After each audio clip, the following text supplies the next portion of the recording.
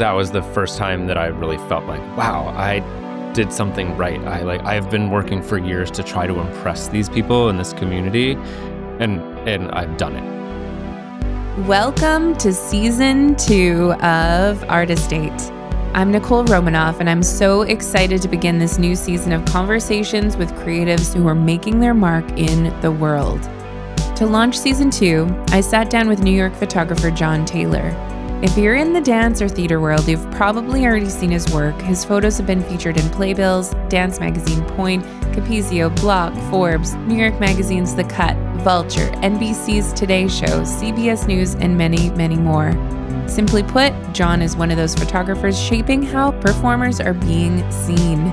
In this conversation, Jon shares what it's really like building a photography career in New York City, from sleeping in a crowded model apartment in Brooklyn to discovering that authenticity, not hustle, would be the secret to his success. This episode is full of wisdom, humility, and inspiration, and I know you are going to walk away seeing photography and maybe even yourself a little differently.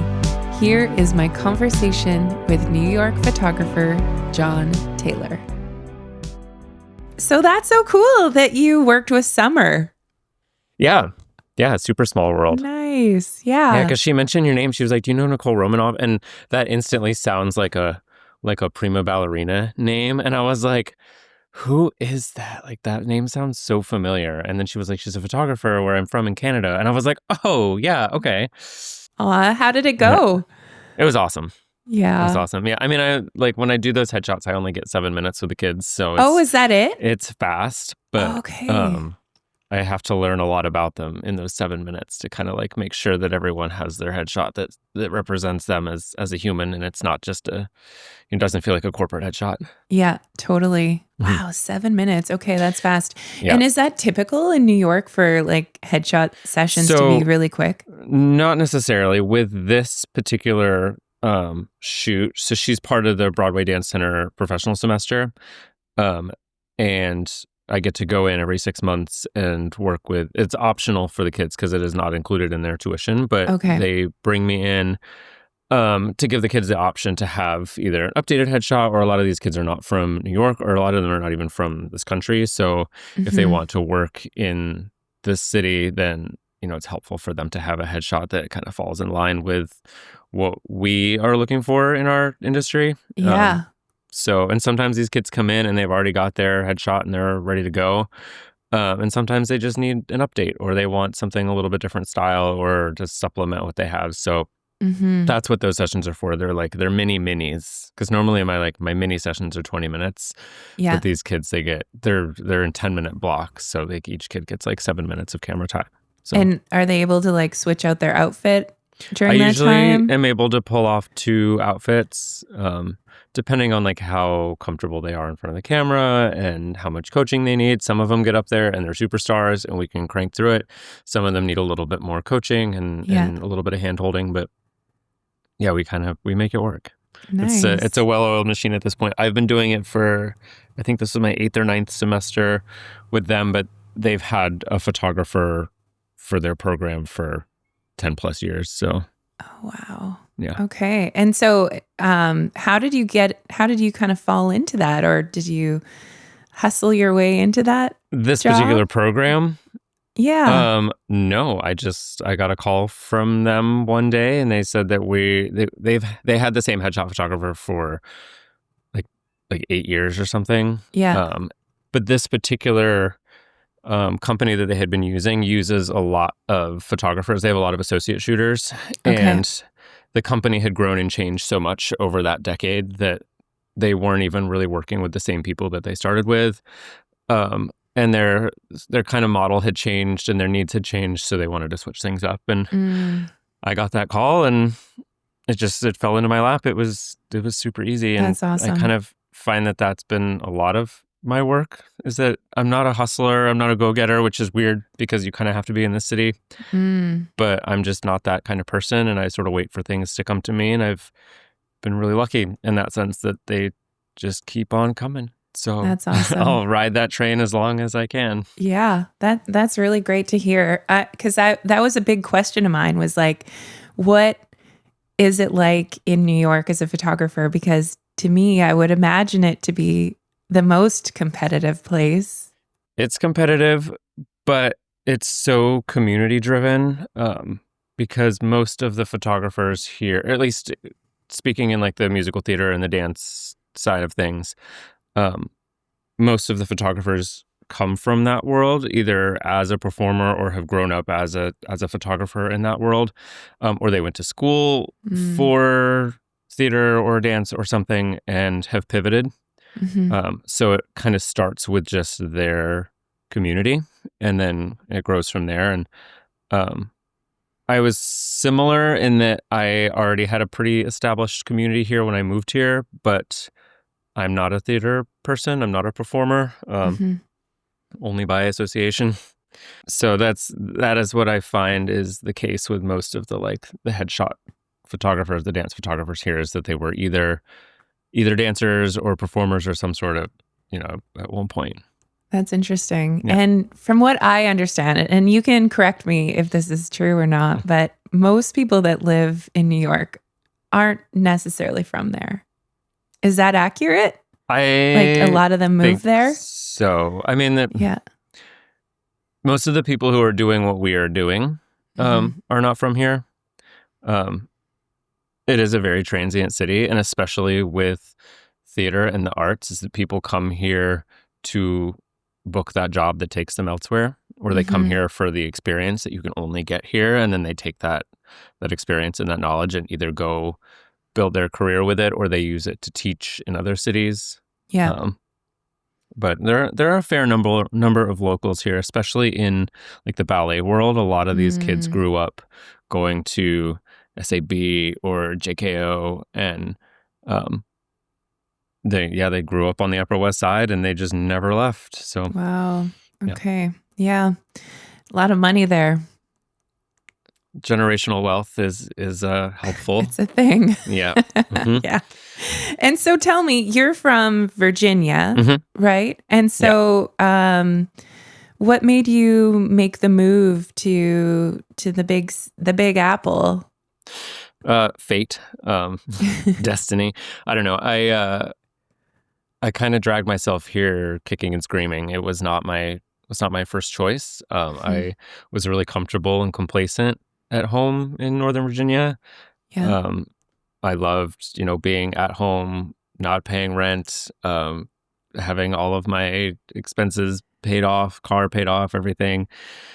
I did not go to college, so I didn't get that like moving away from home experience. And I think that kind of made me a little bit more complacent with being home. But when I started to get into fashion photography, there's not a huge market for that in DC. And I was coming to New York a lot to do test shoots with agencies and just build my portfolio and network and things. And I was doing it like 3 or 4 times a year. And that was great. And I wanted to just continue doing that. But then when I wanted to start actually booking work, and I would start dropping hints and saying, if you hear anything, if there's a job that comes up, like, let me know. Like, I'm only a 4-hour bus ride away. So like, give me 8 hours notice and I can be here. And, but the response was always the same. It was, well, great. Let us know when you live here. Let us know when you live here. Let us know when you live here. Yeah.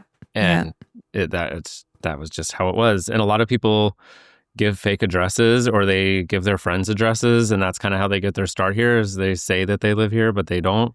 But the stars aligned. I had an opportunity. There was an agency that I was shooting for that was based in South Carolina, and they were trying to get a foothold in New York. So they had an apartment here, model apartment, so their models could come in, get their feet wet in the industry, get signed with New York agencies, and then find their own spots.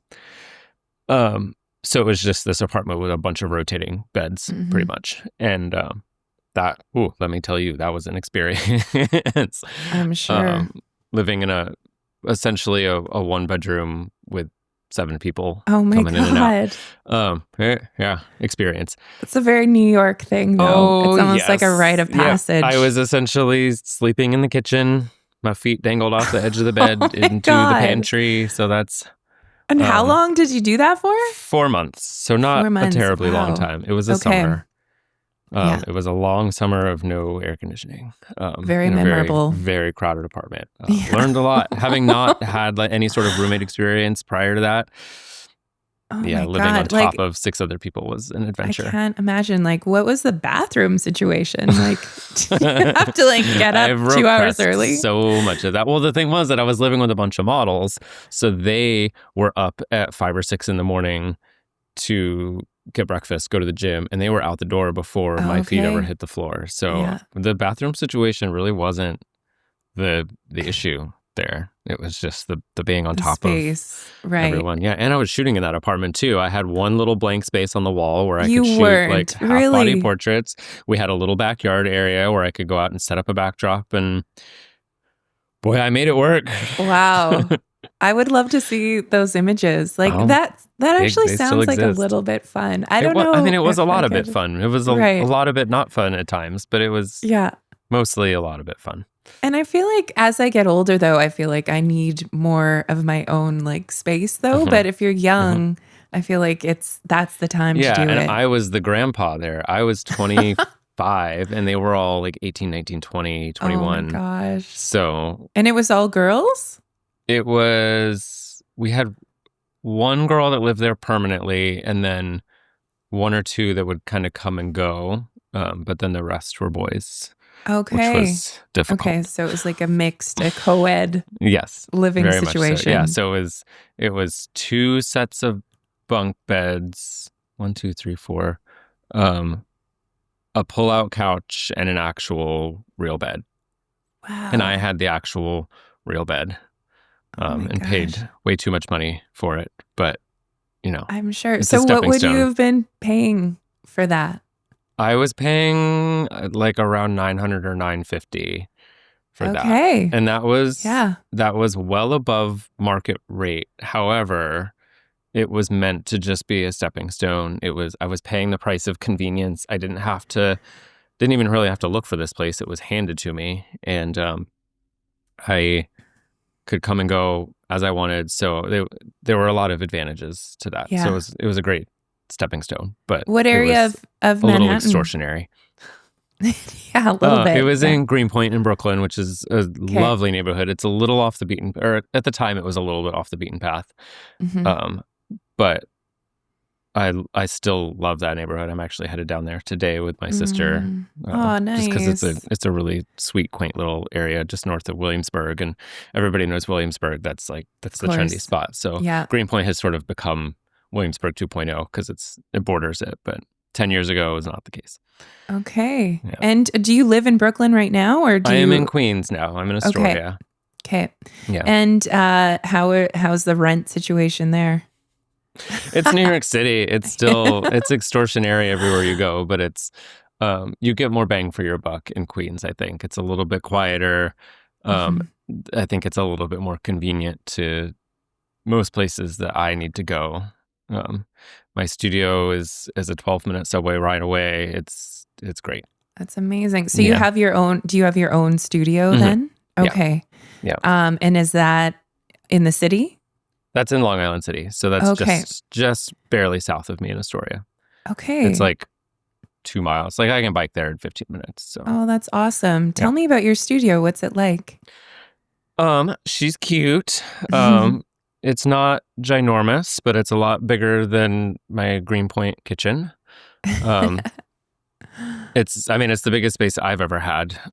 So I think having grown up shooting in teeny tiny little spaces, I've really been able to stretch my abilities a little bit in small spaces. So Yeah.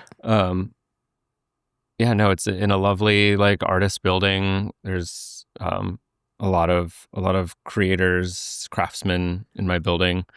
It's a lovely little space. How long have you had this space? 2 years, almost exactly 2 years. Yeah. And do you find that that's really changed, maybe like how you work and the clients that you get? Overnight, Okay. literally overnight. The day that I started shooting in there, my work changed because I had space to put my lights. I could do different things that I couldn't do before. I had space for the dancers to move instead of just pose. Instantly change the way that That's I work. awesome. Yeah. Okay. I want to know more about your transition from you were originally kind of heading towards fashion photography and then I feel like you're like the headshot guy. Like when I look at your Instagram profile, I would go to you because I'm like, I love his style. Thank like you. I feel like it's I can really sense the human behind Thank you. behind the photo. And so I'm curious how that happened. There's a pretty big handful of us. We all kind of offer different things, different styles, different processes, different personalities. I tend to be on the more calm side. I'm not a performer, so I think that has something to do with it. A lot of headshot photographers are performers or were performers, and they've got much bigger personalities, and some people need that. I'm a little bit more calm, peaceful, down to earth. I do a lot of like breathing exercises with my clients just to like get them to feel, chill them out. Yeah. But what was your question before we started? Yeah, how did you transition into headshot? Yeah. So I moved to New York to kind of explore the fashion industry. I was still kind of figuring it out in Virginia. And then I moved here, like I said, to not necessarily pursue it, but more to explore it. And I got to work in a lot of different facets of the fashion industry. One of my first roommates was a booker in a modeling agency, and he got me a job in one of the modeling agencies, and as kind of like a booking assistant / photo manager, kind of just like general gopher, almost an intern, but without being an intern. And getting to see from the booking perspective and from the client perspective was so enlightening. And getting to learn, what the clients are looking for when they're hiring models, and instead of just, the photo side. Yeah. One thing I wish I had more of an opportunity to do earlier on was assist other fashion photographers. I was kind of just figuring it out on my own. I would assist here and there for friends or friends of friends, but I didn't really get to climb that ladder per se of interning, studio managing, assisting, second assisting, first assisting, and then going on up. And we were also kind of entering this new world of social media where people were direct booking photographers a lot easier through social media rather than going through the hierarchy of photographers. Yeah. So I kind of came in at a weird time, this sort of blurry, I don't know, it was kind of a confusing time, especially with social media. People didn't really know what social media was at that point. Brands didn't know what it was. Agencies didn't know what to do with it. But kind of dabbled in that for a little bit. I was doing a lot of test shoots. I was doing a lot of portfolio and model development for younger models. And that was really fun. But when I started to actually work for designers and work for brands, that's where I sort of kind of just felt icky about things. Also working in the agencies and kind of seeing hearing the shop talk and hearing, the side of the industry that we don't get to see in the magazines. It's kind of like ballet, and that there's a lot of things that go on behind the scenes that would upset people or disgust people. And, and then working with designers and working with people with egos was difficult for me. As somebody that's pretty chill and down to earth, I didn't have the thick skin to put up with that. And but every time I was doing these shoots, every time I'd work with a dancer that I or every time I'd work with a model that I really vibe with, it would come out that oh, she's a dancer or was a dancer or takes bar or something. There was always some sort of connection to dance, and it the coincidences just kept occurring over and over again where I really vibe with this person. Oh, they're a performer. Oh, they're a dancer. So I started to think, well, maybe these are the people that I need to be putting my energy into. And all of my friends in high school were musical theater people, so like that that felt like my person. And with the fashion industry, I was just every day I was reminding myself, or the people that I worked with, or the people around me, that like you're not curing cancer, you're not putting man on Mars. They're just clothes, they're just photos. Like I love that people take their art so seriously, but when they put themselves above others, when it's a team effort, then that's where it kind of starts to feel a little icky. Yeah, I could see that. And that works for the people that it works for, but it just was not for me. You know, I have so much more respect for the people that do it. But I had to find my own voice in that, and getting out of there was my way of kind of finding my voice. So, so I sort of circled back. I had this very like introspective moment of like, I'm not finding my people. Who are my people? Who were my people before I moved here? And they were my musical theater friends. So I'm in the nexus of musical theater here in New York. So it's like, well, why don't I, try more of that? So I reached out to the couple of friends that I had here that were in the musical theater world, and basically went all in on those relationships and those friendships. And overnight, my friend dynamic changed, my work dynamic changed. So I sort of scrubbed all of my fashion work from my website, my socials, and started over. But it paid off. Yeah. And it paid off like pretty quickly. Right. That's amazing when it kind of clicks, right? I had a moment like that too, where I feel like in my earlier shooting days, I resisted doing headshots. I thought that it was kind of like uncool. But now actually like headshots and like portrait sessions, I actually love it. I love getting to work one-on-one with somebody. It's like a very like intimate setting. And just like working with them so closely to like bring out who they are is really special. And I really think that there's such an art to it, and more of an art than I think people actually understand and appreciate, because it takes a lot to break down those walls, Yeah, and I was right there with you, feeling that it was unglamorous and uncool, but it was really when, God, probably 15 years ago now, when Peter Hurley was really on the rise with headshot education, and he put out The Art of the Headshot and the Psychology of the Headshot.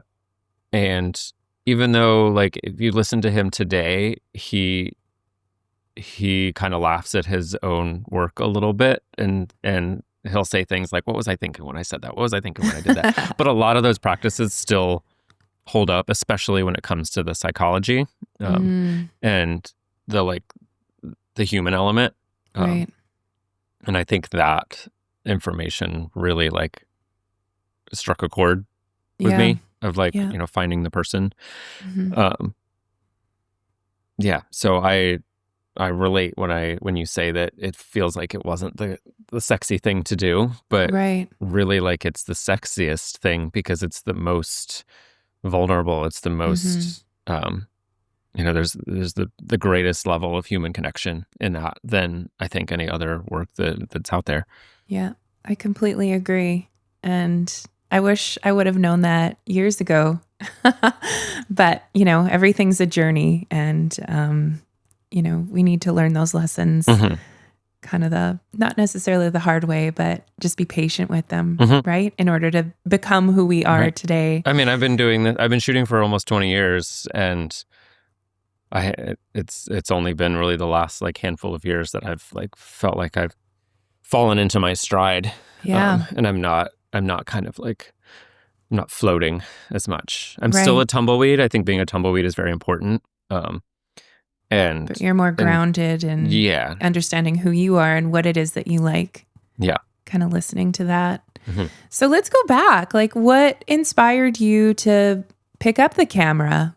originally when 20 years ago? I don't know. I was an only child. I always had the camera on family vacations and things. It was just kind of my way of occupying myself and expressing myself. Yeah. And then 2003 rolls around, and like the digital point and shoot becomes a mainstay in people's Christmas lists. So I had my little Kodak Easy Share, and that was my first digital camera. And I just kind of tinkered with that for a few years until like senior year of high school. I became photo editor on my yearbook staff. Nice. And I've always had a deep love of history and photojournalism and how those two are connected. And I think that for me, using a camera to document, not just like in a storytelling way, but just a kind of marking a moment. Whether that moment is an event or whether that moment is a portrait of somebody at that moment in their lives, I think that's all history, and it all tells a story. We're always going to look back on those things and remember something the way that we would a historical moment. Yeah. So I think my best guess is that photography ties in really deeply with my love of history and my love of nostalgia. I think that was probably a really big part of that. And the fashion stuff and the dance stuff came about because I was shooting a lot of consumer work. I was shooting a lot of like real estate headshots, senior portraits, weddings, that type of thing. But I wasn't really shooting anything for myself, and all of my photographer friends had their photography work, and then they had their fun photography, and I didn't have any of that fun photography. Everything I was doing was for other people, which I took a lot of joy in, but then I would find that they could take one of their pictures and print it out and put it in a frame and give it to somebody as a gift and say, this is a gift, this is art, put this on your wall. I just had pictures of the people that I was photographing for themselves. So I had a friend who, she used to be a dancer, and she had picked up a camera and was kind of instantly very good at photography. And she said, I want to learn how to shoot weddings. If you teach me how to shoot weddings, I'll teach you how to shoot dance. And I didn't know, a lick about dance. And she introduced me to the Ballerina Project, Dane Shitagi. This was 2008. This was pre-Instagram. This was on Tumblr. And even then, he still had a huge following.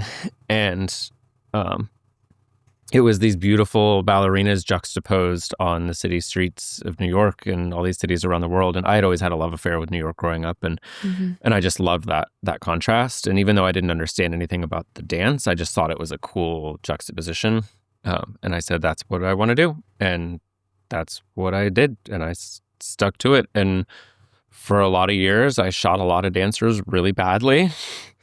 A lot of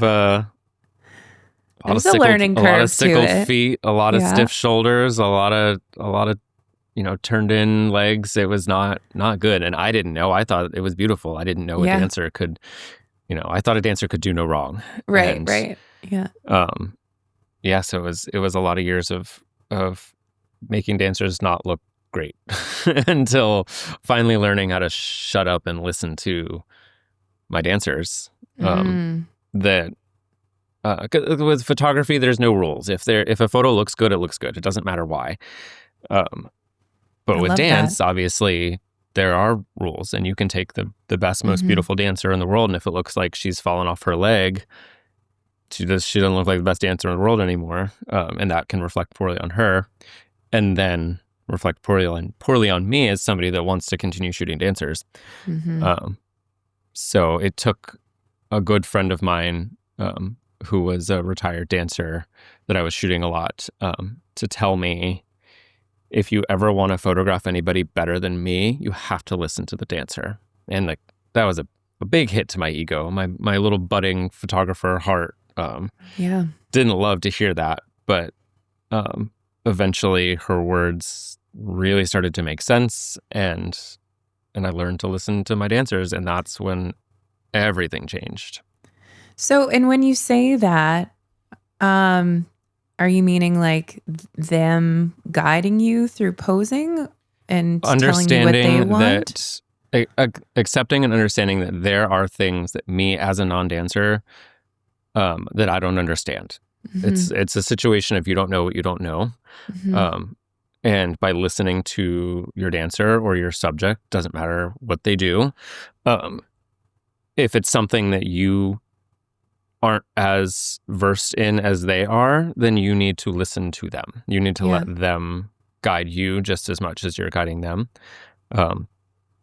And you need to ease up on the resistance when they want to do something or see something that like maybe isn't in line with your vision. Or maybe Okay. you think you just took the most beautiful photo in the world, and it might be, but their foot is sickled and you can't use that photo. So like, you have to fall out of love with that photo. Um, and Right. It's almost like they're the boss in a a little way. bit. Like it's a Yeah, collaboration, but exactly. And that's the difference between that's where I really get into like the true meaning of collaboration yeah. is that it is 50-50. I think a lot of Right. photographers think that, well, I'm bringing the equipment and I'm bringing the vision. Yeah. It's my shoot and I get, 75% of the say. And that's not always the case. Right. And with dance or with any art form or anything, anybody that you're photographing, let's say I use the example of a scientist. Let's say you're photographing a scientist for an assignment. You've been booked Mm-hmm. by Time magazine to shoot some scientist that just cured cancer. Now you have to shoot this environmental portrait of a scientist.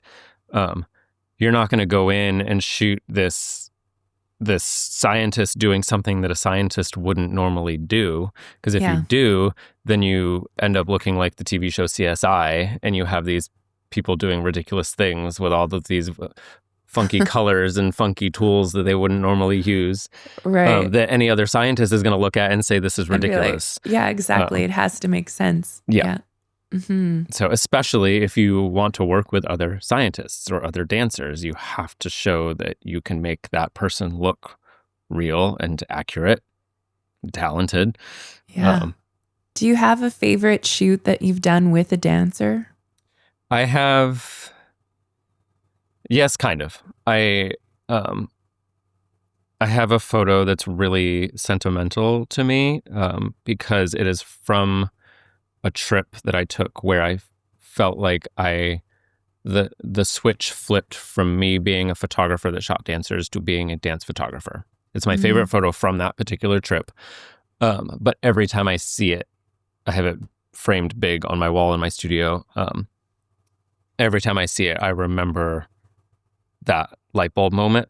And I remember the feeling of how incredible it felt when I had a group of dancers look at a photo on the back of my camera and just gasp. Yeah. Because that was the first time that I really felt like, wow, I did something right. I've been working for years to try to impress these people in this community, and I've done it. And you did it. And goosebump moment. and it was kind of from that moment that's where I learned really how to give a lot of control over to the dancers and see the result of that. Yeah. So it's a very, very simple photo, but it's one, like the colors are beautiful, the textures are beautiful, the dancer's beautiful, but it's just remembering that moment for me. Yeah. Yeah, remembering how that felt. So. Oh, that's powerful. Yeah. Would you say the majority of the work that you do now is like all like pretty well dancers, or is it actors almost exclusively dancers? Maybe like 10% is like actors that don't dance or like not in musical theater or another medium.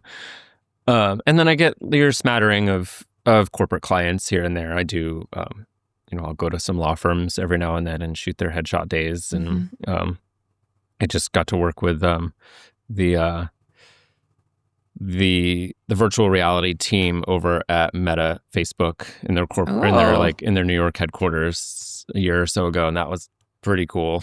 That is cool. So I was like pulling out of the corporate headshot world when I got that call, and I was like, you know what? Just I think I'll more. stick around for a little bit. That's one of those industries that I thought for sure that AI was going to dominate, and it hasn't yet. So I'm like, no, I'll ride this while I have it. But that being said, almost everyone I work with are dancers. The job I booked for Meta, the executive assistant that hired me was just a big Broadway fan, and he saw my name in a playbill and called me up. And so it's even though it was a corporate headshot, it was still somehow connected to my connection to the dance world. So makes sense. Yeah. So I'm curious about your process. Mm-hmm. So if I'm a dancer, I want a photo shoot, mm-hmm. I reach out to you, how far out do you book? Like, what's your planning process look like? I usually I tend to not book more than 2 months out because the dance world is very uncertain. Mm-hmm. There's a lot of schedule changes. There's, people are touring, people are coming in and out of town for auditions. Just schedules are pretty uncertain. So like, I think my average client probably books like 2 to 3 weeks out, which I guess in the grand scheme of things is not very much notice. I know a lot of photographers that work with non-dancers and they're booking 2 or 3 months out, especially like in the film TV world. And that blows my mind because I don't do that. I mean, I would if I could, but it's just my type of client tends to run on a little bit more of a last minute type schedule. Yeah. So depending on what it is that we're doing, if it's the majority of my clients are either musical theater or commercial dance clients who are getting photos for their agencies, mm-hmm. Or just for their website or their Actors Access pages, or just portfolio or social media work. So it's the process is a little bit different for each person depending on what it is that they're looking for, but usually it's by the time they've reached out, they've already made that decision. So I don't get a lot of like general inquiries because I'm so transparent on my social media and on my website with what I do and how I do it and how mm-hmm. much things are and what they include. That usually by the time somebody reaches out to me, they're already made that decision, which is great because then I'm not fielding these inquiries. I'm not trying to sell myself. I'm not, because I'm not a salesperson. That's not my skill. So thankfully, they're reaching out because they want to book. And a lot of times it's a quick process where they book. I send them over some homework, which includes sort of a walkthrough of what the session's going to look like, how they should prepare, both mentally and physically for the shoot, how they, things to keep in mind for their wardrobe. If they book hair and makeup, it's coordinating that. But my homework is pretty inclusive, and I think the most important part of the homework is having them gather visual inspiration, whether that's it's key. Taking screenshots from Instagram or saving photos or mood boards or Pinterest or anything, because they can describe using words all day long what they want, but mm-hmm. you understand as an artist, all of those words are so subjective and they mean different things to different people. Exactly. So being able to have some sort of visual inspiration, whether it's a color scheme or a lighting style or just a feel, mm-hmm. that's really helpful for me to help translate their thoughts and their words into something a little bit more visual. Right. But then it also gets their brains working. That's like 9/10 of the homework is that I don't need them to fill it out and answer it like a study guide. I want them just to have it to keep those things in the back of their mind. And it might open up some new neural pathways that they didn't know existed. About asking themselves certain questions in terms of their own personal goals. And I structure my shoots the way that I would want to be photographed. I don't particularly enjoy my time in front of a camera. But I I get think it. it's important for us photographers to occasionally get a taste of our own medicine and sit Yeah. down for a session and just remember how it feels, because then, hmm having that empathy during a photo shoot, I think is really important. But um, so I ask them the questions that I would want to be asked, and I give them the homework that I think would help me feel more comfortable going into a photo shoot. Yeah. And a strong majority of my clients are students, college students that are coming in for either their very first headshots for like a mock audition in their junior year of college, um, or they're about to graduate and they're going to start auditioning for like real world jobs, or start submitting to agencies for representation. Um, so that's nerve wracking. That's high stakes. And for a lot of those people, it's either their first or one of their first times in front of a camera. Um, so I try to do everything I can to prepare them mentally for that. So by the time that they come into the session, we're pretty much ready to rock and roll. What are some of your tips for them to prepare mentally? So I have it broken down from headshot homework and dance homework, because some people are just booking headshot sessions, some people are just booking dance sessions, and then some people book a combo session. Okay. So headshot sessions is the categories are identify your goals, which is like, what are you, the question is, what are your goals for both the session and for your immediate future? Like when somebody walks in the door, the first thing I ask them is, what are your goals for the next couple of hours? What are your goals for the next couple of years? Because we want to get some headshots or some photos that are going to last you that amount of time. I want to know what's going to happen in the immediate future, but I also want to know what it is that you're, looking for in the future. So, like what type of roles are you booking now, or what type of auditions are you going in for now? And what type of things would you like to go in for? And then identify your aesthetic as thinking more about mood boards, thinking more about colors and wardrobe. And then there's selecting your wardrobe, and then there's hair and makeup.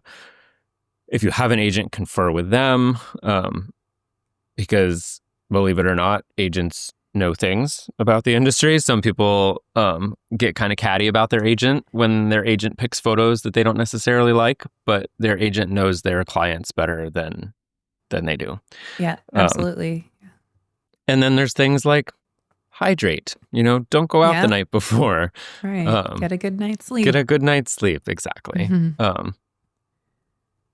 And just like doing everything that I can to take as much pressure off of them feeling like they need to be somebody else, and just coming in and being themselves. Because really, like, almost everyone that walks in always says something about like, oh, I'm so nervous.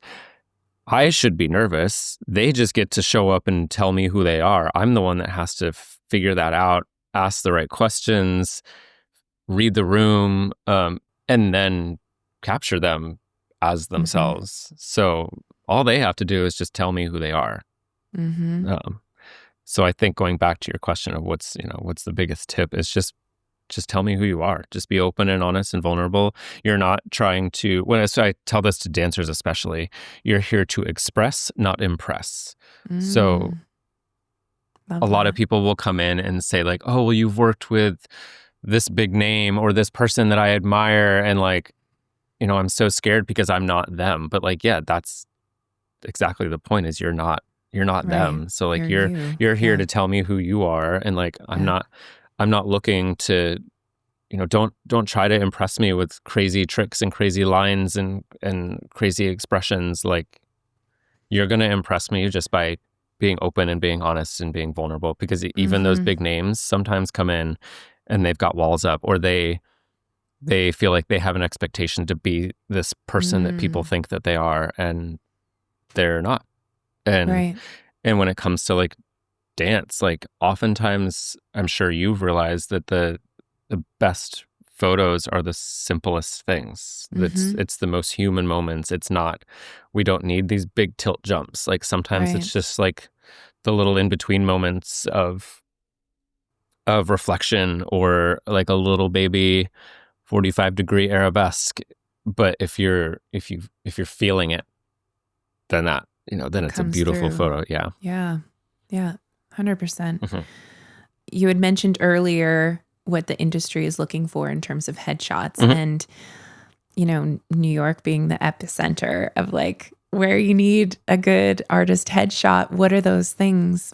Are there any trends, or what's the look that, people are wanting or requesting? I think we're seeing a lot less of that. I just had a conversation with a casting director that I really admire. And I asked him, how do you balance kind of the three elements of what I consider a headshot to be? You have specificity, you have authenticity, and you have versatility. Versatility being, I want a headshot or I want a session that covers all of my bases.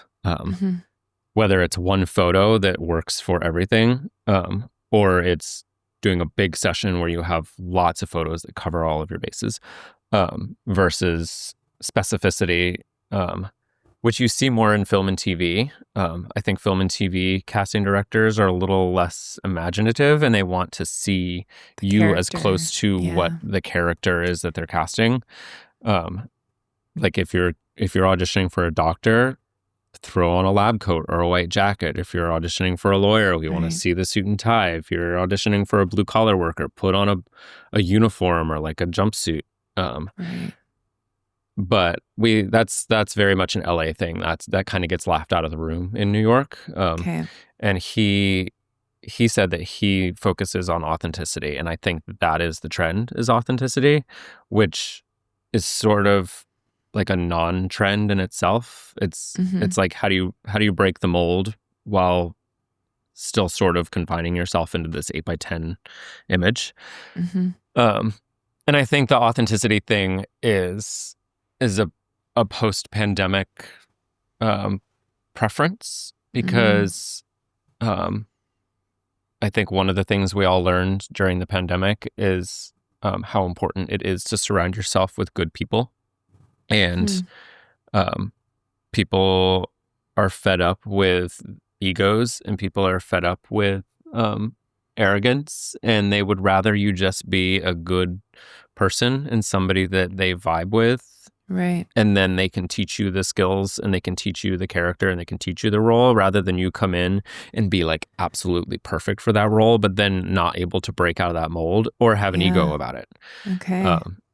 So I think the question about trends is tricky, because if you had asked me that question 5 years ago, I would have been able to answer it, no doubt. But now I think the trend is that there is no trend. Everyone wants something kind of unique, which is really cool. To sort of be able to like break the rules a little bit. Right. And I think too, like with that word authenticity, now in the age where there's so much AI, it's getting harder to kind of decipher what's real and from what's not. I think that's even more powerful, right? Like that authenticity to come through is just even more, I guess, relevant or timely, or people are craving that more. Yes. That's a good point about just even the pandemic too, and how that's really shifted. There's been a lot of big shifts in the last, several years. Yeah. There were a lot of things that came back after the pandemic that we thought we were done with. We thought that the pandemic did away with, like cattle call auditions for one, and predatory producers and creative leadership. We thought that was over and done with. But that is in fact here to stay, unfortunately, at least for the time being. However, authenticity, allowing people to be themselves, that's a big sigh of relief in and of itself. So it's a small win, but we'll take it. Yeah. And I think, you know what, I think you're nailing it, because it does really come through in your photos. So thank you. Whether or not that's your main goal, when people see your work, it is coming through. Thank you. So what is next for you? Do you have like any travel plans, any big goals that you're working towards? Not at the moment. I'm still waiting for those things to kind of find me. I've been trying to do a big trip every year, like just a big Europe trip. I didn't really get to travel much when I was younger, and I feel like I'm now in a position where I'm getting older. I'm starting to feel my age, but also I'm in a financial place where I can travel, and I didn't have that in the past. So I'm kind of trying to make up for lost time a little bit. So the last few years, I've done a big Europe trip, which has been really fulfilling, and I would love to go. I didn't get to go this year. I was going to go in the spring, and I injured my back in January, and I just kind of threw everything on hold until I figured out what was going on there. And then by the time I was recovered, it was too late to kind of put together a big trip. So I did a short little trip this summer to Seattle, kind of headed up your direction a little bit. And then next year, I would love to do a little bit of Eastern Europe, do some places that I've never been. But no real projects. I mean, just shooting dancers all over the country and all over the world. That's like, those are my souvenirs when I travel. I don't ever really like buy postcards and tchotchkes, but I will shoot a dancer in her home city or wherever she is on contract, and that's kind of that's the little something that I get to take home. And I know that we were chatting earlier about you were shooting the Moulin Rouge dancers in Paris. What was that like? A little chaotic. I took on way more shoots than I should have. I was in France for 32 days, and I did 47 people, 46, 47 people, something. Way too many people in that short amount of time. It's a lot. I had a lot of other plans for that trip that didn't involve photo shoots, but most of the trip got rained out. And that's like, photo shoots are my way of meeting new people and hearing new stories and seeing new things. So I booked a lot of like group photo shoots. I had a couple of friends that were dancers at the Moulin Rouge, and it just snowballed so aggressively fast. I'd shoot a couple of them and then come home from that shoot and I'd have 10 DMs, and then I'd shoot a couple of them and then I'd have 20 DMs, and it was it just snowballed. And it was great. I had shot some really phenomenally talented people, and the cool thing about that is that those people are also very transient. Of those 47 people I shot, only 3 of them were French natives. Okay. Most of them were Americans, Canadians, Australians, or somewhere else in Europe. So that means that in a couple of years, they're all going to disperse to different parts of the world, either back to their home countries or to another contract. And I get to follow them there and see new things in new places. So it's all just networking. Yeah. And that must have been, how you made it in New York too, right? Just like, it's exactly how I made it in New York. Yeah. And you're, speaking of networking, you're hosting a networking event in October, right? Yeah. I try to do a few of them a year, and I've just been a little bit too busy this year to make one happen, and I feel really bad about it because I really enjoy them. It's a really fun way to bring the community together. Sometimes I have themes-ish. Sometimes I'm looking for specific groups of people or specific communities. But usually I say that it's anyone who is involved or anyone who spends time beside the camera, in front of the camera, behind the camera. Okay. So people that work, either like hair and makeup artists that work beside the camera, or assistants that work beside the camera, photographers, filmmakers that work behind the camera, or dancers, models, whoever that spend time in front of the camera. And that's just, it's so much fun to see my little community, all of my little circles come together and blend. And oh my gosh, I want to come. When is it? I don't have the date for October solidified, but you'll be the first to know. Amazing. Okay, well, this was so great. I'm so grateful for our time together. Likewise. And for you to like share so much knowledge. I loved it, and I know so many people will too. So thank you so much, Jon. Of course. Thank you so much for tuning into this episode of Art Estate. If you enjoyed our conversation, be sure to subscribe and follow along on Instagram for behind-the-scenes content and updates at Art Estate Podcast and at Nicole Romanoff Photo. You can now watch full episodes on YouTube. Just search Art Estate Podcast and hit subscribe to follow along visually. New episodes drop every Tuesday. See you next time for another inspiring conversation.